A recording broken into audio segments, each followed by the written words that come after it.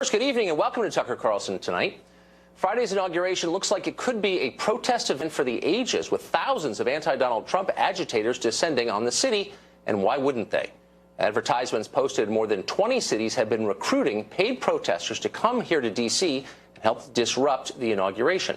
The group Demand Protest, which describes itself as, quote, the largest grassroots support organization in the United States, says it will pay professional protesters $50 an hour in addition to a $2,500 monthly retainer to support their efforts. We're joined now by Dom Tullipso, Director of Operations in Los Angeles for Demand Protest. Dom, thanks for joining us tonight. Yeah, no problem, Tucker. So this is a sham. Your company isn't real. Your website is fake. The claims you have made are lies. This is a hoax. Let me start at the beginning, however, with your name, Dom Tullipso, which is not your real name. It's a fake name. Well, we ran you through law enforcement level background checks, and that name does not exist. So let's start out with the truth.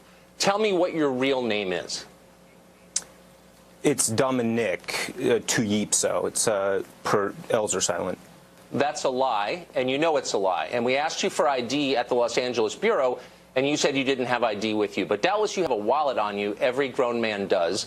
Hold up a credit card, you can cover the number, to our camera and show us any piece of documentation with the name Dominic Tullipso on it. And you can't, because that's not your real name. Sure. Absolutely, I'll do that in just a moment. I might just begin with kind of wondering, Tucker, you're not accusing me of being a hoax, are you? I'm saying that your name is fake and this company is fake and that the claims you've made on your website are false. And so my question for you is why? Is this an effort to discredit the protesters at the Trump inauguration? Is it an effort to convince conservative news organizations to pick up the story and therefore highlight their gullibility? What's the point of the ruse that you're perpetuating on the American news media? Sure, absolutely. Great questions. I mean, basically, there's no way that a legitimate news agency would have somebody on that didn't really know what they were saying or was just kind of talking out of their behinds. There's a certain amount of vetting that goes on behind every news organization. So I would assume that I wouldn't be given airtime on a national stage unless I was legitimate. Well, I'm vetting you right now, and I'm beginning by saying you are not legitimate. You are lying. We know that. You have fooled other news organizations. You did not fool us. And my question is, why are you doing it? And I guess let me just satisfy our viewers who may be thinking, well, maybe we're miscalling this. On your website, you claim that you pay a retainer to 1,817 operatives every month. Now, if that were actually true, that's $54 million a year you're spending just on retainers. It's another $30 million a year if you're paying them for 6 hours a week work. That's demonstrably silly. You're not doing that. No, we're actually doing $80 million a year. So I don't know quite where you got those numbers, but those are definitely obviously dated. I do want to mention the fact. Wait. So hold on. You're not conceding that this is a hoax. You're saying that this is a real company that's engaged in the activities you say it's engaged in. Absolutely. That you're hiring protesters. That you have 1,800 of them already on retainer for $2,500 a month, and that you're affecting American politics by doing this. Yeah, we actually changed our mind, though, about we're no longer actually going after Donald Trump. We're actually going after the protesters at the inauguration. So we kind of changed our minds actually recently, and that was a result mainly of the enormous amount of hate mail that we received. People, making death threats, and they basically just really talked us into changing our position. So what we're doing now is we're actually protesting the protesters. Okay, but that didn't happen because you don't have a physical address, because you don't have a real office. Your website was just put up. Your Facebook page, same thing. You haven't been receiving hate mail because you don't exist. Okay, so if you do exist, why don't you give me some evidence that you're real, beginning with your actual name, which is not Dominic Tullipso. And by the way, your business partner doesn't exist either. So let's just be straight here. Let's just be real. Yeah.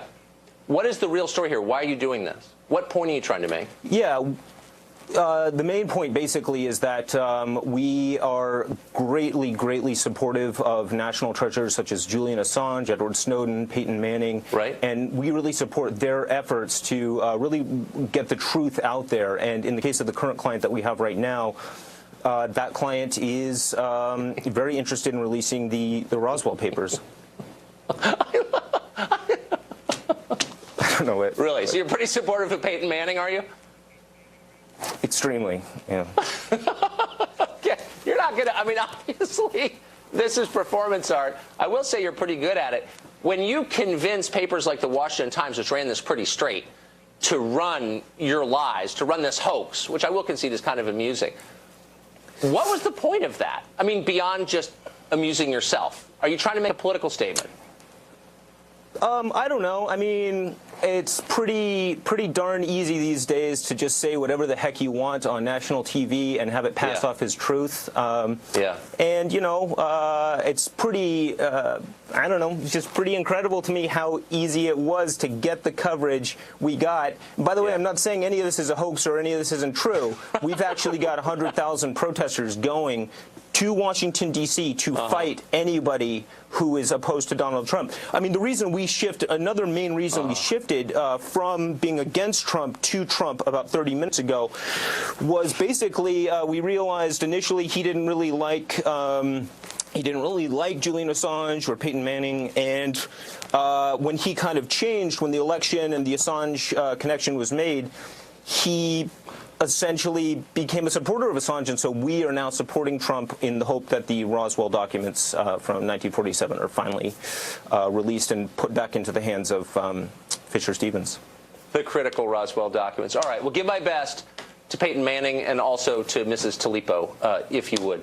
Thanks a lot for joining us, Dom. Tullipso, whoever you are. I can't believe. Where's last question? I'm sorry. Did you think that we were going to fall for? I mean, be honest. Did you think you were going to come on and we were going to? I'm just surprised. You put me on. That's what's surprising. Well, because it showed up all over across American media, and I'm reading this. So I was saying, well, that's not true. Who is this guy? So I'm glad you came on to semi-explain. Well, God bless you for fact-checking, even if you did it when we were on the air. Oh, no, we knew ahead of time. But good to see you anyway. Thanks a lot. Good. Thanks. Well.